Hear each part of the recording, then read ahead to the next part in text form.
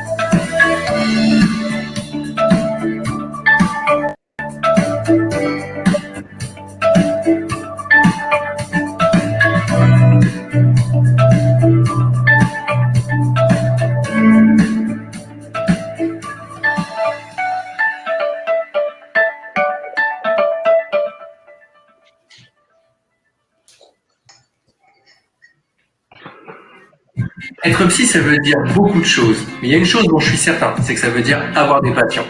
Et si tu as décidé d'embrasser la voie libérale, ça va être à toi d'aller les chercher, ces fameux patients. Et pour ça, il va falloir que tu plonges du côté obscur de la force en disant un gros mot, marketing. Et à ce moment-là, c'est là que nous, on apparaît. Et pour Maëva, on a décidé de relever même un défi assez extraordinaire, puisque dans le temps qui nous est imparti, on s'est dit qu'on allait faire 3 choses. La première, ce serait de réussir à te réconcilier avec le marketing en te montrant que marketing et psychologie sont faits pour faire un mariage heureux. La seconde, ce serait même d'aller jusqu'à la folie, pourquoi pas, de te faire adorer le marketing. Pour ça, on va tricher, on va te montrer qu'en fait, marketing et psychologie, c'est la même discipline. Et enfin, en 3, ce serait dans un temps relativement court de te donner un maximum de billes pour commencer à te tracer le chemin jusqu'à la découverte et même, pourquoi pas, la signature de ses premiers patients. Programme ambitieux. Est-ce qu'on va y arriver? Écoute, la seule façon de le savoir, c'est de venir voir ça avec nous, en live ou en replay. Allez, à tout de suite.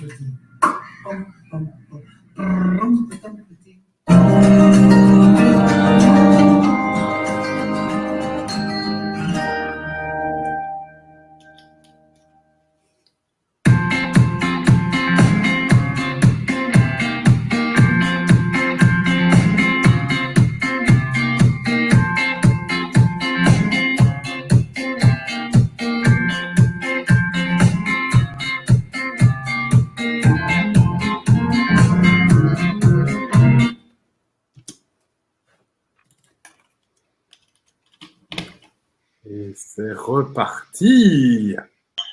Merci à tous pour être encore là et nous suivre. On attaque on attaque la 10e heure, on vient d'en faire 9. Voilà. On sera prêt, on enchaîne. Donc, et là, on accueille donc Jérôme, donc, qui est avec nous et qui est venu nous présenter les Identidis en long, en large, en travers. Et je t'avoue que tu es très attendu. Donc, salut les copains, vous allez bien? Donc, il va falloir tout donner là, tu vois. Je vais tout donner. Alors, premièrement, bon anniversaire Maëva. Merci. Et deuxièmement, petite anecdote, aujourd'hui j'étais au centre de référence et on était comme des fous, on a fait toutes les consultations avec en fond la conférence, c'était génial. Voilà. C'est super ça. Vous avez un super timing. Du coup, je me présente brièvement. Alors, très brièvement, je m'appelle Jérôme Bianchi, je suis neuropsychologue et je travaille à 3 endroits. Je travaille premièrement au centre de référence des troubles des apprentissages à Lanval, à Nice. Je travaille en cabinet privé et je travaille également à la MDPH du 06 en tant que consultant. Voilà. Et aujourd'hui, je viens vous présenter notre petit bébé, Identidis. Alors, je vais faire un partage d'écran comme ça. Ouais. Voilà. Donc on a parlé beaucoup des adultes jusqu'à présent. Donc, c'est toi qui vas rééquilibrer les choses avec les enfants. Voilà. Ok. Est-ce que le partage d'écran se fait? C'est bon? Non. Vous l'avez pas? Non. Non, sérieux? Oui. Attendez. Ne panique pas. Au pire, tu m'envoies ton fichier WhatsApp parce que ça a été un petit peu compliqué. Ok, je t'envoie le fichier? Ouais. Attends, je vais réessayer. Je suis désolé, ça fonctionnait tout à l'heure. C'est bizarre, mais Ruben a eu la même chose juste avant toi avec son partage de fichiers. Ça n'a pas marché. Alors, attends. Écran entier. Ok, est-ce que c'est bon là? Non. Toujours pas. Ok, bon. Ok, alors je vais t'envoyer le fichier de suite. Qu'est-ce que tu connais Jérôme, non? Vous connaissez comment? Moi, Jérôme, je l'ai connu parce que j'ai eu le plaisir d'aller une fois à Nice donner une formation sur les programmes d'entraînement aux habiletés parentales. Et il était présent. Et donc, on a commencé à échanger là, autour d'un spritz, hein, je me souviens bien d'ailleurs, c'était assez sympa. En bord de mer, ouais, c'était cool. Donc, c'était assez chouette. Et après, on s'est croisés en colloque, puis on a échangé aussi justement sur Identidis, parce que à la base, on avait discuté justement pour faire la version en ligne, qui a un petit peu complété, et puis il a trouvé une perle qui a fait ça avec lui de manière ultra pertinente et ultra efficace pour le coup. Mais clairement, moi, quand il m'avait envoyé des mails avant même qu'on se rencontre d'ailleurs sur le projet Identidis. Et donc, on a eu l'occasion de pouvoir regarder tout ça. Et moi, maintenant, Identidis, je l'ai intégré dans ma routine de bilan. Donc, vraiment, c'est juste nickel. Donc voilà. Et voilà un petit peu comment j'ai rencontré Jérôme. Et d'ailleurs, c'est moi qui t'en ai parlé aussi pour le Genepsy Lab. Ouais, tout à fait. Tu m'as largement et à tout à fait raison suggéré d'échanger avec Jérôme pour justement qu'il ait cet apport de contenu, d'évaluation, notamment avec Identidis. Quand moi j'ai connu Jérôme, enfin c'est pas que je l'ai connu, en fait je l'ai vu, je l'ai écouté lors de congrès, notamment celui organisé pour les neuropsys en PACA. Et il avait fait une intervention, je me rappelle bien. On s'était pas vraiment parlé à ce moment-là, mais j'avais déjà connaissance de son existence et j'ai été ravie d'apprendre et de voir que son projet de créer ce questionnaire pour dépister les troubles du neurodéveloppement, notamment les troubles des apprentissages, mais aussi le TDAH, hein, vous allez le voir, je vais pas tout vous dire, j'étais ravie d'apprendre que ça se concrétisait. Et là, c'est plus que ça, c'est qu'il va encore plus loin, je pense, que ce qu'il avait prévu avec questionnaire papier, mais aussi un questionnaire maintenant qui est digital, qu'on peut répondre, répondre en ligne avec un feedback sur ses résultats. Alors, évidemment, je pense que tu ne me diras pas le contraire, il y a besoin d'un professionnel, notamment d'un psychologue, pour aller interpréter les résultats, aller plus loin pour bien comprendre le pourquoi et du comment de la problématique apportée par les parents de l'enfant lui-même, les instits. Et je trouve ça vraiment fabuleux. Et puis, ce questionnaire est gratuit. Et je suppose, je ne vais pas m'avancer pour lui, mais qu'il le restera. Oui, dans son objectif, on attend qu'il revienne, hein, mais dans son objectif, ça a toujours été de faire quelque chose de gratuit et disponible au plus grand nombre. D'ailleurs, il est en train de travailler sur 2-3 petits trucs en plus. Vous allez voir. S'il en parle, je ne vais pas faire d'avance. Je fais du teasing un peu à l'avance. Les annonces inconnues en live. Ouais, non, mais ça risque d'être impressionnant. Donc, Alors, rapidement à Sabrina dans le chat. Effectivement, le contenu, ça ne concerne pas que les adultes. Hein. Donc, l'objectif du Genetic Lab, c'est de travailler sur le trouble du neurodéveloppement, enfants, ados, adultes. Donc, on a vraiment toute une grosse partie sur l'enfant également qui est disponible. Hein. Yes. Alors, vous vous rappelez, je vous ai parlé. C'est pas vrai. Il y a eu une personne qui a gagné le traité de neuropsycho de l'enfant. Il faudrait qu'elle prenne contact avec Pascal parce qu'on n'a toujours pas de ses nouvelles. Ça serait peut-être dommage. Donc, elle a gagné le traité de neuropsy de l'enfant avec un cerveau en plastique 3D, évidemment, un cerveau biodégradable. Hein, et puis, la tasse Genepsy, celle-là même. Alors, non, pas celle-là même, la même en propre. Et puis, il y a d'autres concours. Il y a le bouquin du docteur Gérald Bussy sur le syndrome du X fragile. Concrètement, que faire aux éditions Tom Pouce. On a aussi l'immanquable traité de réhabilitation psychosociale coordonné par le professeur Nicolas Fouque. Ces 2 bouquins sont à gagner. Donc, tout à l'heure, vers 21h, on tirera au sort une personne qui est abonnée au lab, qui s'est abonnée aujourd'hui ou qui est déjà abonnée. Mais si la personne est déjà abonnée, il faut qu'elle soit là, il faut qu'elle soit venue en direct à un moment donné. Hein, sinon, c'est pas très juste. Ouais, quand même. Une personne va gagner le traité, une personne va gagner le bouquin du syndrome du X fragile, et puis au greffe a fait le choix d'offrir à 3 personnes des manuels de la brief enfant et de la brief préscolaire, ainsi qu'un crédit, enfin 2 fois 100 € de crédit de passation. Alors Jérôme, Ouais, j'ai déjà teasé un peu. Hein. Ok. Voilà. Tu l'as reçu? J'ai déjà teasé un petit peu. Super. Alors, avant de commencer, je voudrais présenter l'équipe de recherche, puisque Identidis, c'est pas un outil que j'ai créé tout seul. Je suis accompagné de Oriane Chartier, qui est neuropsychologue, et de Aurélien Richer, qui est également neuropsychologue, et tous les 3, donc on s'est lancé dans cette aventure ensemble. Alors, je vais commencer même. Ah bah c'est super. Voilà. Donc je vous présente mon équipe. Tu peux passer à la suivante si tu veux. Attends. Je te laisse. Ok. Moi, tout va bien, mais je pense que les gens ne vont pas supporter si je refais comme. Vas-y, t'occupe pas de moi, je vais mettre tes vidéos dès que tes slides. Ok. Alors, la première chose que je voudrais aborder avant de rentrer dans le vif du sujet, c'est de parler effectivement de l'errance diagnostique.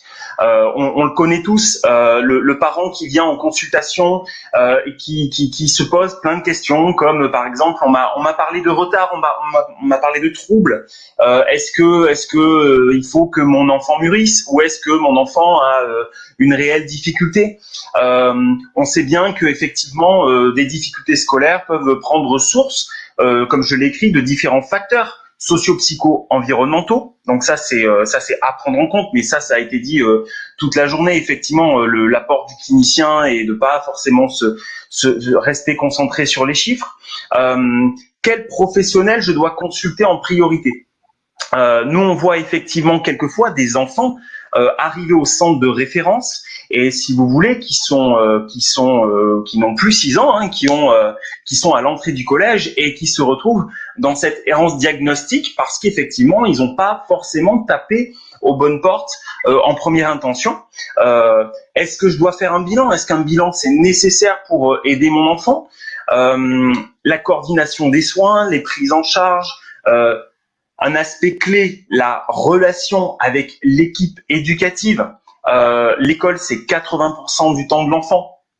Donc, toute la question de, effectivement, l'apport du professionnel dans, je dirais, la formation des équipes enseignantes et pour essayer de faire passer le maximum de messages pour tenter d'aider l'enfant en difficulté.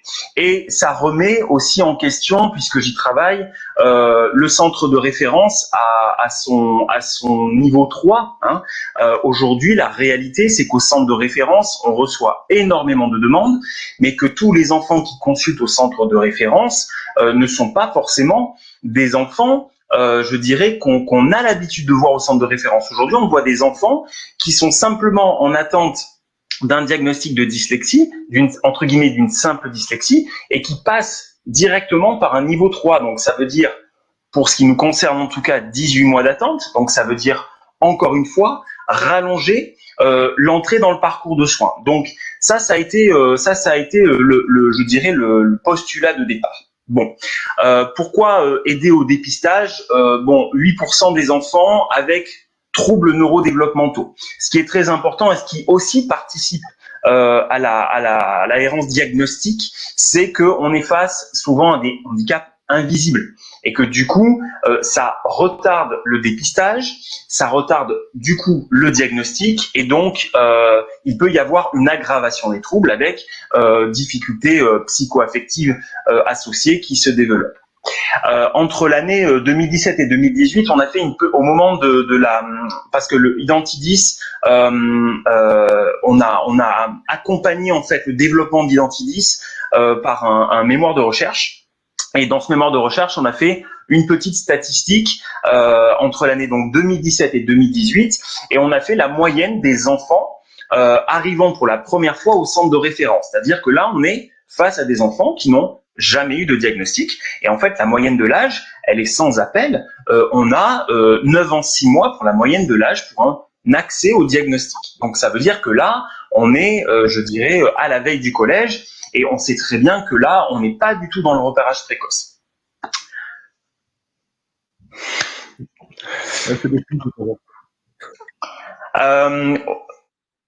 De ce mémoire de recherche, on s'est lié de différents partenaires et notamment le collège Saint-Exupéry de Saint-Laurent-du-Var qui nous a aidé à créer, à élaborer nos normes. On va en parler tout à l'heure des normes.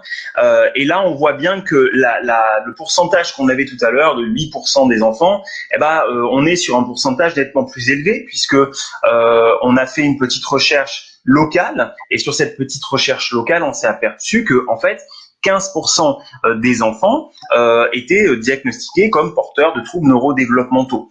Donc là, on voit qu'on n'est plus du tout sur la même proportion et comprenant aussi que ça n'inclut pas les enfants qui sont potentiellement porteurs mais non diagnostiqués. Donc, tout ça pour faire un petit état des lieux de la genèse, je dirais, de notre projet. Maëva, si tu peux, merci à toi. Alors, d'où a pris sa source Identidis? Pour vous expliquer très rapidement, quand vous voulez prendre rendez-vous au centre de référence, vous êtes obligé de compléter un questionnaire. Ce questionnaire, c'est une sorte de grosse anamnèse. Et donc, c'est un questionnaire qu'on utilise depuis des années. Et je me suis rendu compte au fil des années qu'il y avait des questions qu'on posait, des signes d'appel en vérité, qui avaient un fort pouvoir prédicteur sur le diagnostic d'arrivée. Donc, à partir de là, j'ai eu l'idée si vous voulez, d'extraire ces signes d'appel, d'extraire ces questions. Et je me suis dit, au final, des questionnaires, il en existe énormément, d'accord, mais il n'existe pas réellement de questionnaires qui peuvent être saisis directement par les parents, c'est-à-dire un outil vraiment dédié aux parents. Et je me suis aussi posé la question, je me suis dit, est-ce qu'il existe véritablement des questionnaires qui balayent un large choix, je dirais, de compétences cognitives? Et je suis arrivé à la conclusion que non, et c'est pour ça que, à partir de ce questionnaire d'entrée au centre de référence, j'ai commencé à créer effectivement le questionnaire Identidis. Maëva, si tu peux passer, je te remercie. Alors, du coup, Identidis, c'est un questionnaire qui va regrouper 5 sphères. Vous avez la première sphère qui concerne l'attention, l'hyperactivité, l'impulsivité. La deuxième sphère qui va concerner le langage oral. Troisième sphère, langage écrit. Quatrième sphère, motricité. Une dernière sphère qui va cibler davantage tout ce qui concerne le fonctionnement exécutif. C'est un questionnaire qui aujourd'hui est associé, comporte des normes, et c'est un questionnaire qui est normé, je vais y revenir un petit peu tout à l'heure, du CE1 à la 3e. C'est un questionnaire qui est disponible gratuitement, c'est un projet qui est totalement gratuit. On ne pouvait pas associer de prix sur ce questionnaire-là, parce que notre volonté, justement, c'était de pouvoir optimiser le repérage de ces enfants. Et comme c'est un outil, je dirais, à première destination des parents, il fallait absolument qu'on propose ce questionnaire gratuitement. Maëva, je t'en prie. Alors, l'objectif aussi, et ça c'est un retour qu'on a eu souvent de la part des équipes enseignantes, et notamment quand on a fait la promotion du projet Identidis, c'est que les enseignants, comme les parents, sont aux premières loges des difficultés de l'enfant, et souvent les enseignants se sentent démunis parce qu'ils n'ont pas, hormis leur expertise clinique, ils n'ont pas forcément les outils, les moyens nécessaires pour, je dirais, objectiver en fait une difficulté. Ils étaient en fait à la recherche d'un outil qui leur permettait de pouvoir appuyer leur regard clinique. Donc l'objectif d'Identidis, c'était bien sûr un cadeau pour les parents, mais finalement c'était aussi un cadeau pour les enseignants, pour qu'ils puissent s'en saisir quand ils sentent qu'un enfant est en difficulté, pour pouvoir non seulement commencer à repérer les difficultés et identifier les difficultés, c'est-à-dire repérer et savoir est-ce qu'on est plus sur des difficultés de langage oral, est-ce qu'on est plus sur du langage écrit, est-ce qu'on est plus sur...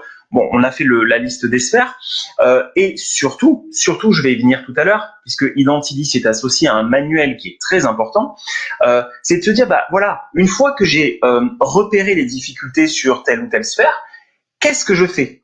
Quelle est la première pierre à poser à partir de ce moment-là pour aider l'enfant, en tout cas pour propulser l'enfant dans le parcours de soins. Merci Maëva. Tu peux continuer. Voilà.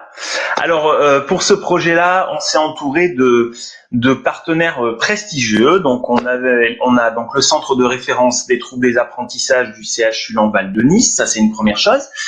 On a passé effectivement, on a eu un gros partenariat avec le gouvernement princier et la principauté de Monaco qui nous ont donné un coup de pouce énorme. Ça n'a pas été facile je dirais d'atteindre cette collaboration, mais on y est arrivé. Un partenariat également avec l'inspection académique des Alpes-Maritimes. Donc on a dû effectivement réaliser énormément de réunions pour promouvoir le projet auprès de différents inspecteurs et pouvoir se lier avec certaines écoles et certains collèges. Et enfin, un partenariat bien sûr avec l'université Nice-Côte d'Azur. Alors, au total, si je fais un gros résumé statistique, on a eu plus de 712 données exploitables. Et en fait, on a eu finalement 1137 retours de questionnaires. Alors, pourquoi cette différence? C'est très très simple. On a fait, donc du coup, forcément pour créer les normes, on a fait deux groupes, enfants non porteurs de troubles neurodéveloppementaux et enfants avec diagnostic. Globalement, avant d'inclure les enfants dans telle ou telle catégorie, on a réalisé une sorte de pré-questionnaire et ce pré-questionnaire nous a permis d'écarter certains sujets qui soit étaient en difficulté scolaire mais sans diagnostic, soit qui étaient déjà suivis mais on n'avait pas le renseignement du diagnostic. Donc c'est ce qui fait qu'en fait sur 1137 je dirais questionnaires donnés au total, on en a retenu donc 712. Dans le détail, on a aujourd'hui sur les normes actuelles 542 sujets sains et 170 sujets diagnostiqués avec troubles. En bas, juste en bas, vous avez une référence. Mon équipe a réalisé un papier, un article dans les cahiers de la neuropsychologie, et donc je vous invite bien sûr à aller consulter. Alors c'est un papier qui est payant, mais bon voilà, je vous encourage bien sûr à aller, si vous êtes intéressé, à aller voir de plus près.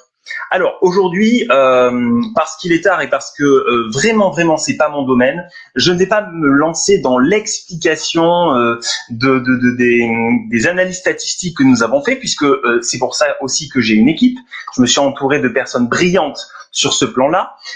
Donc moi, ce que je vous propose, c'est que si vous aimez les statistiques, je vous propose de nous envoyer un mail à partir du site internet si vous avez des questions spécifiques. Mais quand même, pour ceux qui aiment vraiment les statistiques, nous avons prévu, voilà, sur notre site internet, tu peux y aller Maëva, dans l'onglet projet, vous avez deux documents. Le premier document, c'est le mémoire de recherche, donc qui a été effectué à l'époque donc du coup de la normalisation de l'outil, et juste en dessous, la deuxième flèche bleue, c'est un document qui rassemble tous les traitements statistiques que nous avons fait pour le questionnaire. Voilà.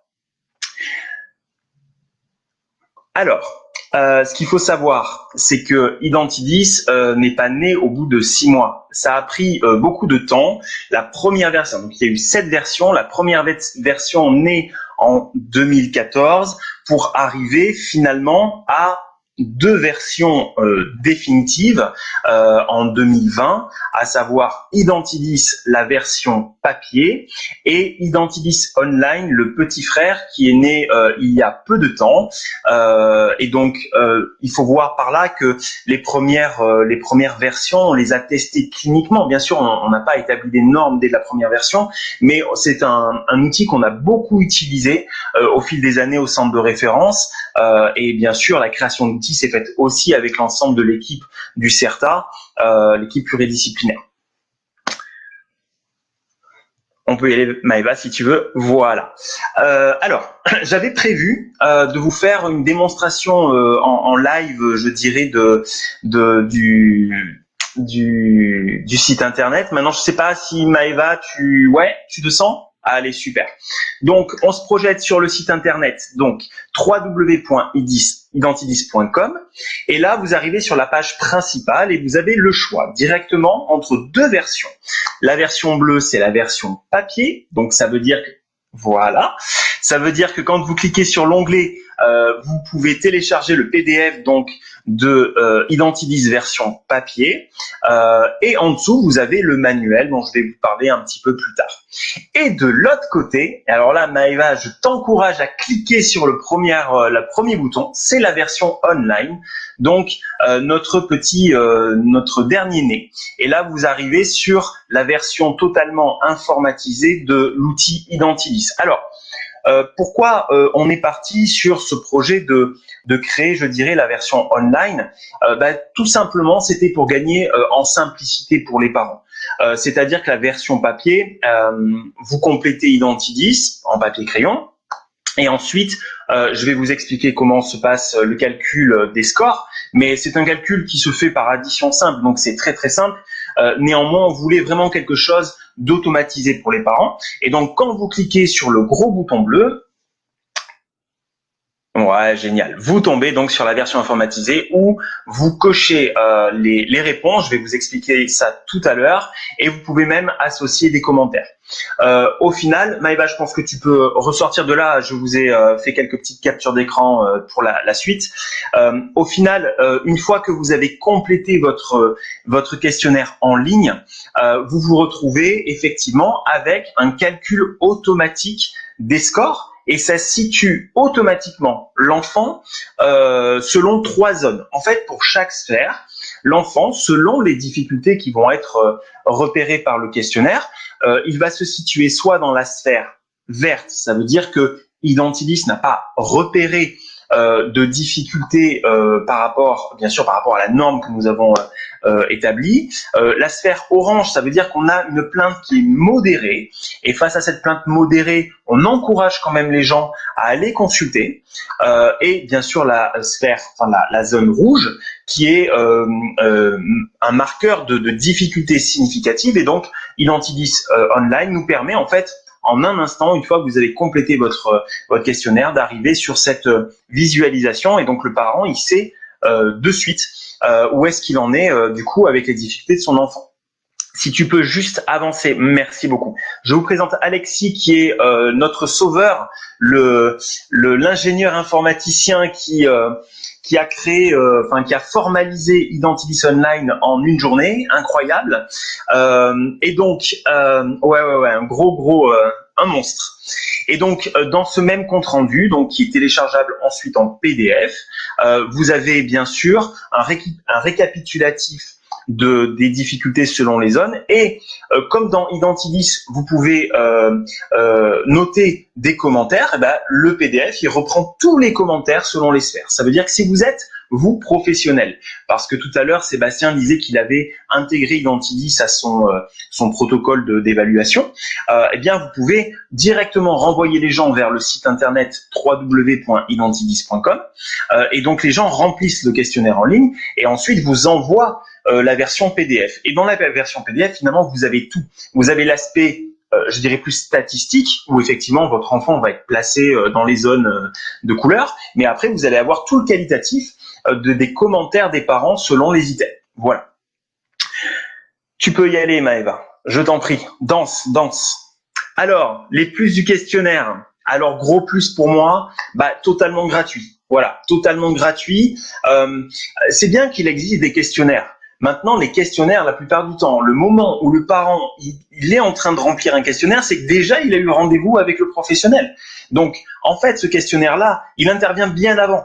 Alors, il peut être utilisé par les professionnels, mais en fait, il vient bien en amont, et donc il est gratuit, il est téléchargeable. Ce sont des normes françaises. Alors, ce sont des normes françaises du sud de la France, mais c'est très local. On s'est donné pour objectif, mais bon, vous comprenez bien que c'est beaucoup de travail, et surtout et je le dis quand même, je le répète à chaque fois que je fais des interviews ou des vidéos, c'est un travail qui est bénévole. On ne gagne pas un centime sur Identilis. Donc, comme on travaille à côté, donc ça nous prend un peu de temps. Mais on s'est donné pour objectif, je dirais, de mettre à jour les normes de manière assez régulière. Bon, ça prend un peu de temps. C'est un outil qui regroupe, vous l'avez compris, 5 sphères cognitives, donc ça c'est assez inédit, et c'est une échelle qui va effectivement balayer une évaluation du CE1 à la 3e. Je vais vous parler brièvement après des normes collège, mais bon, on a un large effectivement panel je dirais d'âge, en tout cas de classe sur l'évaluation. C'est un questionnaire qui est utilisable par tous. Ça veut dire médecin scolaire, médecin généraliste, pédopsychiatre, orthophoniste, ergothérapeute, parents, enseignants, n'importe qui. Et effectivement, l'analyse, elle est très simple. C'est tout simplement une addition de points, mais avec Identilis Online, ça devient encore plus facile. Alors, comment ça se passe quand vous êtes face au questionnaire? En fait, le questionnaire, il va regrouper des difficultés. Ces difficultés sont elles-mêmes regroupées dans chaque sphère. Et en fait, on va simplement demander aux parents si, pour telle difficulté, ils pensent que oui, cette difficulté fait vraiment actuellement partie des difficultés de l'enfant. Rarement, donc le parent entoure la réponse. Rarement, ça veut dire que le parent a déjà observé cette difficulté, mais c'est tellement rare qu'il pourrait même le compter sur les doigts d'une main. Ou alors pas du tout. Et donc ensuite, en termes de cotation, c'est très simple. 2 points pour oui, 0,5 points pour rarement et 0 points pour non. Voilà. Maëva, à toi. Le slide, c'est un piège. C'est vrai, il n'y a plus rien? Ah, Ah bon, tu m'as fait peur. Si, ça Tu m'as fait peur.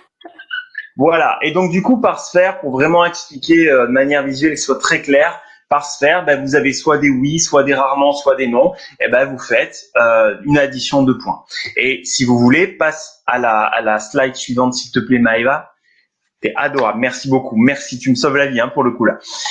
Et ensuite, vous avez votre score. Et ben, vous placez selon les sphères, le score de l'enfance qui vous amène soit à la zone verte, tout va bien, ouf, soit à la zone orange, commencer quelques démarches, ou alors peut-être commencer quelques démarches, ou alors la sphère rouge, où là, effectivement, par rapport aux normes qu'on a établies, on est vraiment, vraiment dans la difficulté.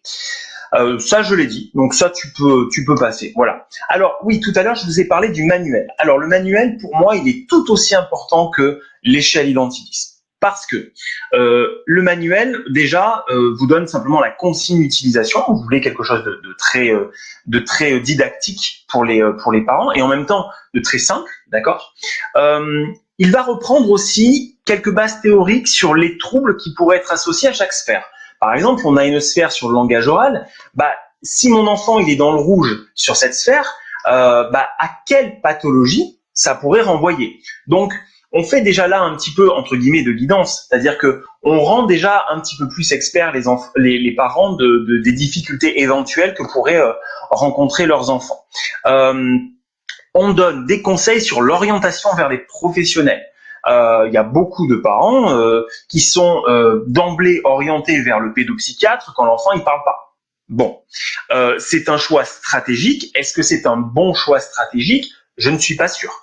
Maintenant, peut-être qu'une première consultation auprès d'une orthophoniste serait peut-être plus pertinente, quitte après à se retourner vers un médecin pédopsychiatre qui pourrait compléter effectivement l'analyse du profil de l'enfant. Et enfin, on a décidé de donner quelques clés d'adaptation pédagogique parce qu'on s'est dit, c'est bien beau, vous prenez la main de l'utilisateur, vous lui dites, oui, ton enfant, il a des difficultés sur le langage oral. Vous lui dites, non, c'est pas le pédopsychiatre à consulter en priorité, c'est l'orthophoniste. Mais on sait très bien que les orthophonistes, elles sont surchargées. En tout cas, à Nice, elles sont surchargées. Et donc, on s'est dit, qu'est-ce qu'on fait en attendant? L'enfant, on le laisse dans le trou? Non, on laisse pas dans le trou. Donc, du coup, on va donner aussi à l'utilisateur et donc aux parents quelques conseils par rapport à des adaptations pédagogiques qui pourraient permettre à l'enfant de souffler un petit peu plus sur 80% de son temps, c'est-à-dire sur le plan scolaire. Et donc ça, on n'attend pas le diagnostic pour aider un enfant sur le plan scolaire. Donc ça, c'était un petit peu notre leitmotiv par rapport à la création de cette partie. Donc, du coup, ça, je l'ai dit. On va le passer, simplement dire que le manuel, il sert tu peux juste revenir un peu en arrière. Voilà. Et donc ça, vous avez plusieurs parties.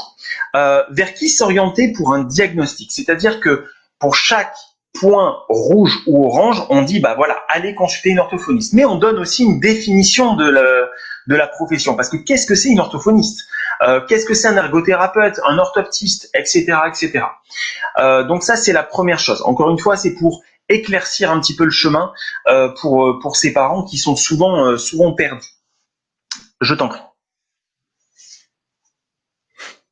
Donc ça, c'est ce que je viens de dire. Voilà, on fait une petite définition, etc., etc. Alors aujourd'hui, on en est où? Vas-y, tchac. Il n'y a pas... Vas-y, remonte. Ok, bon, c'est tout petit, je vais vous expliquer, je vais le faire en impro, c'est pas grave. Alors, du coup, quelles sont en fait aujourd'hui les perspectives par rapport à Identidis et par rapport au projet qu'on peut avoir à partir de maintenant? Alors, plusieurs choses. Premièrement, c'est pas forcément dans l'ordre, en tout cas, on a le renflouement. On a le renflouement des normes collège. Vous verrez, si vous allez voir le document que je vous ai indiqué par rapport aux statistiques, vous verrez en fait que nos normes du côté des primaires sont des normes qui sont assez étoffées. On a un petit creux, on va dire un petit creux d'échantillonnage sur le plan du collège. Donc, notre objectif, c'est de renflouer bien sûr ces normes collège. Donc ça va être l'un des objectifs on va dire des mois, voire des années à venir, parce que là maintenant avec le confinement, toutes les règles de sanitaire, c'est plus compliqué de prendre contact avec les écoles et de mener à bien certains projets avec eux, ce qui est normal.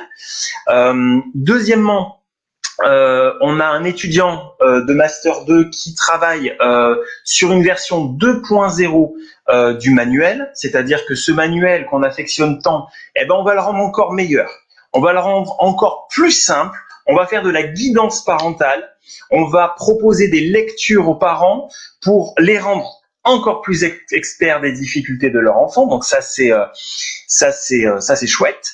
Donc la version 2.0.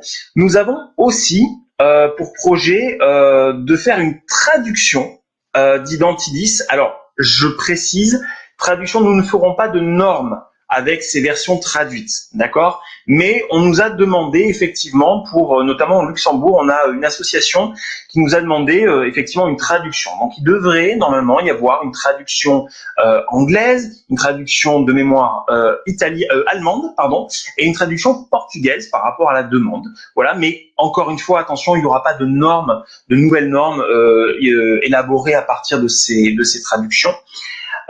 Et alors là, c'est le gros projet sur le long terme.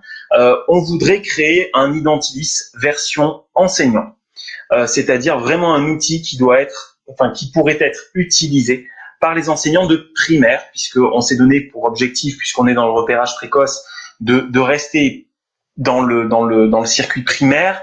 Le fait est que les enfants aient plusieurs enseignants, enfin plusieurs profs au collège, ça rendrait plus difficile effectivement la question de se dire qui c'est qui remplit le questionnaire. Bon, un enseignant de primaire, on est parti sur ça. Maintenant, par rapport à ce projet-là, vous avez vu que Identidis, aujourd'hui, en 2020, il a débuté en 2014. Ça sera très long aussi pour la version enseignant, mais bon, on fera ce qu'il faut, on avance petit à petit pour toujours proposer un travail plus abouti. Dernière chose, étant donné que voilà, on va retravailler sur le manuel et sur une version 2.0, l'idée c'est que Identidis Online, il évolue aussi en praticité. Donc ça, il faudra qu'on discute avec notre sauveur Alexis.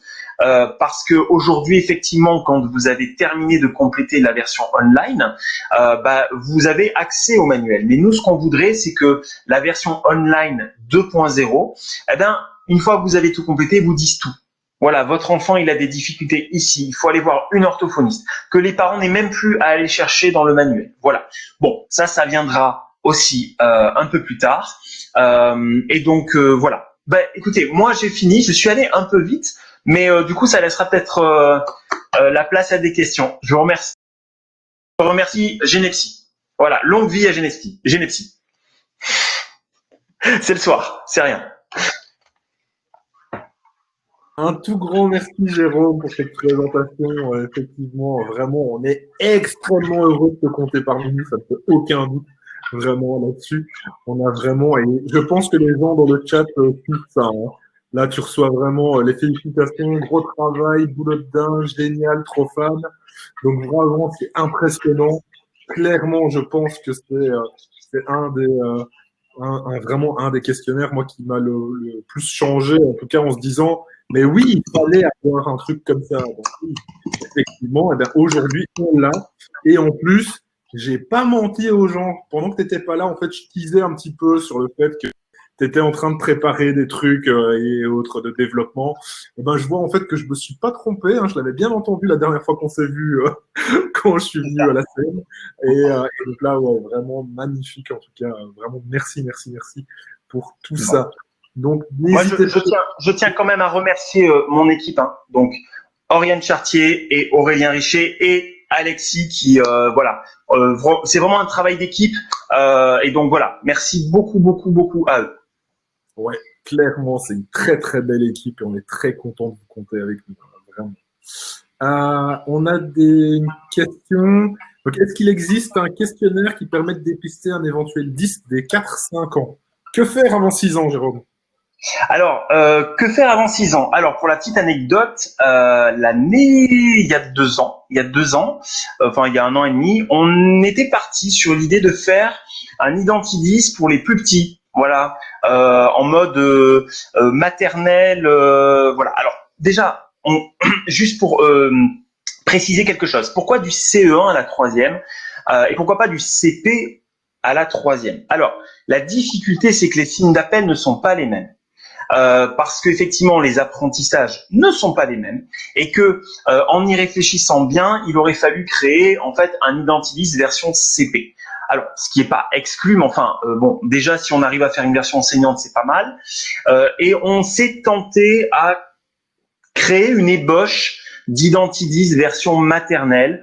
Et là, simplement en parlant de signes d'appel, on s'est confronté en fait à une courbe développementale comme ça. Donc ça voudrait dire qu'il aurait fallu faire un Identidis, même pas version petite section, moyenne section, mais on en est venu en fait au constat qu'il aurait fallu découper ça de 6 mois en 6 mois, tellement les choses évoluent énormément à cet âge-là. Donc, je dis pas qu'on a baissé les bras, mais pour l'instant, on a des objectifs qui sont plus centrés sur un regard plus avec deux regards différents sur le même enfant. On préfère effectivement, tant pis, zapper ce côté pour le moment maternel, CP, et donner 2 outils, version enseignant, version parent, pour que le professionnel puisse confronter les regards, comme dans beaucoup d'échelles. Tu as fait une vidéo sur l'échelle de Brown. C'est voilà, l'un des gros points positifs de l'échelle de Brown, c'est la tripartite. C'est-à-dire, voilà, on a l'auto-questionnaire, version enseignant, version parent, et après, c'est le top. Donc, nous n'avons pas de solution pour la version maternelle. Non, et de toute façon, effectivement, je pense que on est assez d'accord, même si, allez, pour les troubles du langage, pour les aspects TDAH, effectivement, on peut commencer à dépister un petit peu plus tôt. Maintenant, pour toute la sphère, effectivement, lecture, écriture, calcul et autres, on va attendre un petit peu avant de diagnostiquer. Hein. Donc, clairement, je pense que même en dépistage, oui, effectivement, comme tu le dis, vous auriez dû créer presque un questionnaire par tranche de 3 à 6 mois, ce qui aurait été très, très, très compliqué, quoi. Ouais. Donc, ouais, clairement, un très beau travail de ce côté-là. Alors, est-ce qu'on a d'autres questions? En tout cas, voilà, on a des personnes qui disent j'utilise l'identité dans la pratique CNP et CMP adolescent. Donc, les collègues, donc, voilà. Oui, bien sûr. Psy scolaire, je veux dire, l'avantage, c'est que c'est un outil qui tout le monde peut piocher dans l'outil. Alors, quand je dis tout le monde peut piocher dans l'outil, l'outil il est protégé. Hein, il y a une protection. On ne peut pas se servir de l'outil et le changer. Mais par contre, tout le monde peut l'utiliser. Et donc oui, le CMP, bien sûr. Moi, je sais que on va faire un travail de communication, ce qui n'a pas forcément été fait jusqu'alors avec les psychologues scolaires. Je pense que c'est super intéressant parce que nous, en tout cas dans notre région, on a quand même des psychologues scolaires qui sont surchargés, qui n'ont pas forcément tout le temps nécessaire à la passation de WISC pour tous les élèves en difficulté. Et donc ça peut être pas un remplacement bien sûr, mais ça peut être effectivement déjà un début de piste pour pouvoir aider ces enfants-là. Il y a Sophie qui demande si tu as des projets pour 2040, à peu près. Pour 2040 en termes de développement. Je ne sais pas ce que je fais ce week-end, mais 2040, oui, pourquoi pas, ça dépend.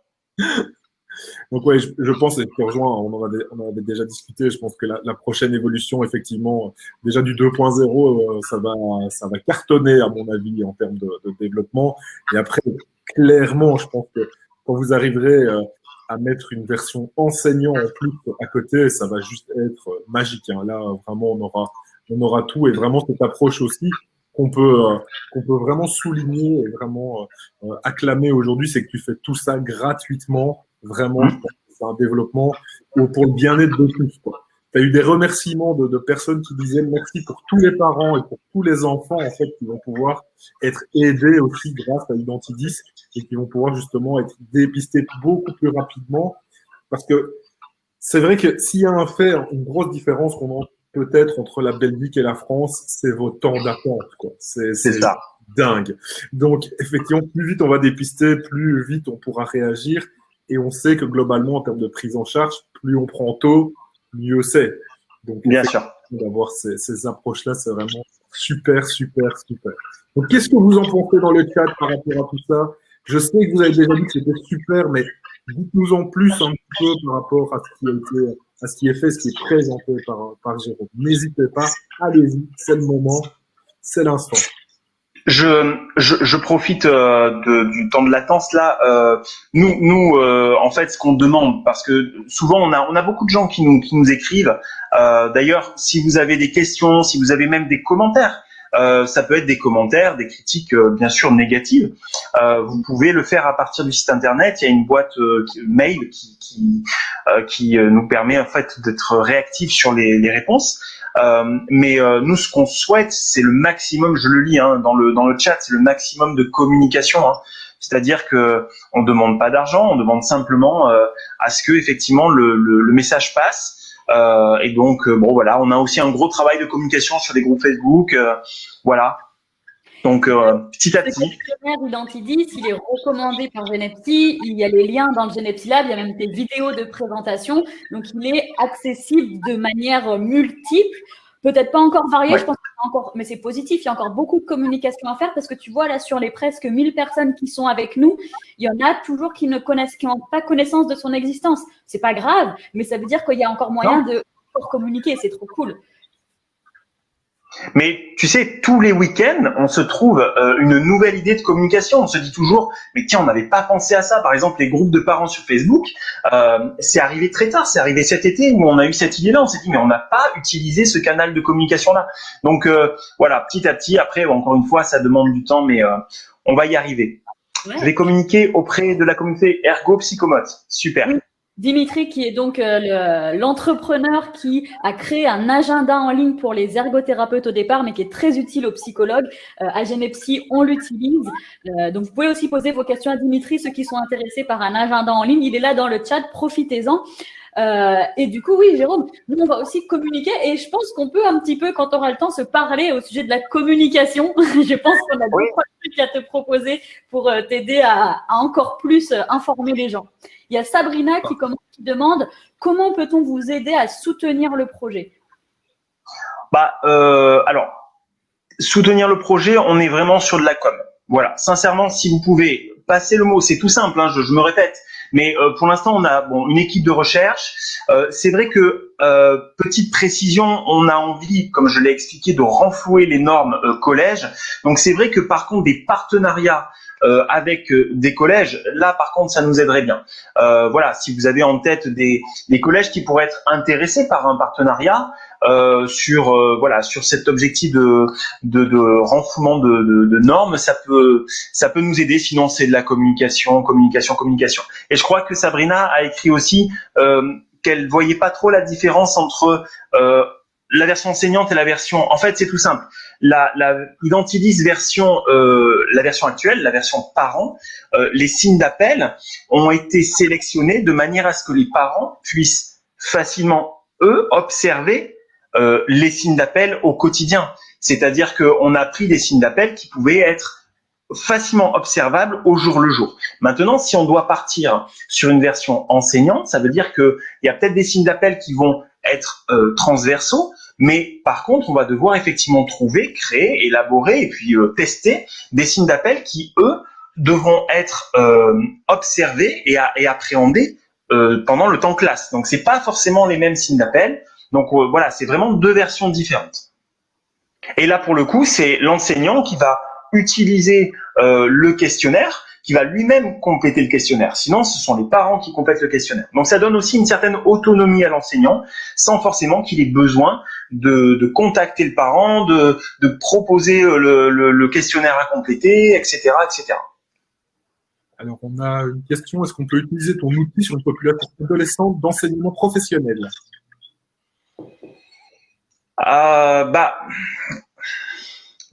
on va dire qu'il y a toujours un intérêt clinique. Maintenant, on a beaucoup de personnes qui nous écrivent en nous demandant si Identidis on peut l'utiliser, par exemple, pour des adultes qui seraient pas repérés, et est-ce que eux peuvent même compléter leur propre questionnaire. Bon, il peut y avoir un intérêt. Maintenant, on n'assure pas derrière effectivement la fiabilité du truc, parce que nous, nous on s'est basé du CE1 à la troisième, et donc du coup on l'a construit comme ça. Donc voilà, il y a peut-être un intérêt clinique. Maintenant, j'ai même pas cette expertise-là ni cette expérience-là, donc je ne sais pas du tout. Pour des adultes, ça peut être utilisé. Tout va dépendre vraiment de la question avec laquelle ils viennent. Et pour les adultes, il y a quand même des outils de dépistage qui sont quand même plus pertinents. Ouais. Moi, ça m'est arrivé, je crois, 1 ou 2 fois de le transmettre à un adulte, mais pour des questions bien précises, quoi. Ok, donc là, il y a déjà 2-3 personnes là, qui se proposent de t'aider aussi, de chercher des partenariats sur des collèges et ainsi de suite, tu vois. Donc, je sais. Alors, Ouais, Sabrina, comme ceux qui veulent participer, ceux qui veulent nous aider via effectivement certains collèges, allez sur le site et envoyez-nous pas via le mail en fait vos coordonnées, comme ça nous après on vous contacte, on vous téléphone et on peut effectivement voilà organiser tout ça correctement. ok, super. Il y a aussi donc Sabrina disait qu'elle va transmettre à l'Association française des psychologues de l'éducation nationale. Donc, Merci Sabrina. ça peut être top, vraiment. Il y a vraiment du beau monde, et en tout cas merci aussi pour vos aides et vraiment pour Ouais, vraiment. ce qu'on est tous en train de faire. Je pense que c'est aussi le rôle de Genepsi, c'est d'essayer de créer Oui. une communauté de transfert d'informations, d'aide et de soutien aussi entre psychologues, et je pense que tout doucement on va y arriver, et en tout cas c'est un de nos objectifs aussi avec tout ça. Donc merci à tous. Bon, mais écoutez, 8h-5, étant donné que je suis garant du temps pour le moment, ben, je vous propose effectivement qu'on remercie énormément Jérôme. Bien sûr, tu peux rester avec nous, hein, Jérôme. C'est prévu. J'ai une consultation Barclay, donc je vais devoir partir. Mais à cette heure-ci, ça oui. va pas bien. J'aurais dû insister lors de la formation, tu vois. Ouais, je sais. Je sais que tu en as parlé tout à l'heure, ça m'a fait rire. Voilà. Bon, ben écoute, en tout cas, on te remercie énormément. Et de toute façon, on recommunique derrière, il n'y a pas de souci. Même chose pour les gens du chat, hein, évidemment. Communication à fond avec Jérôme.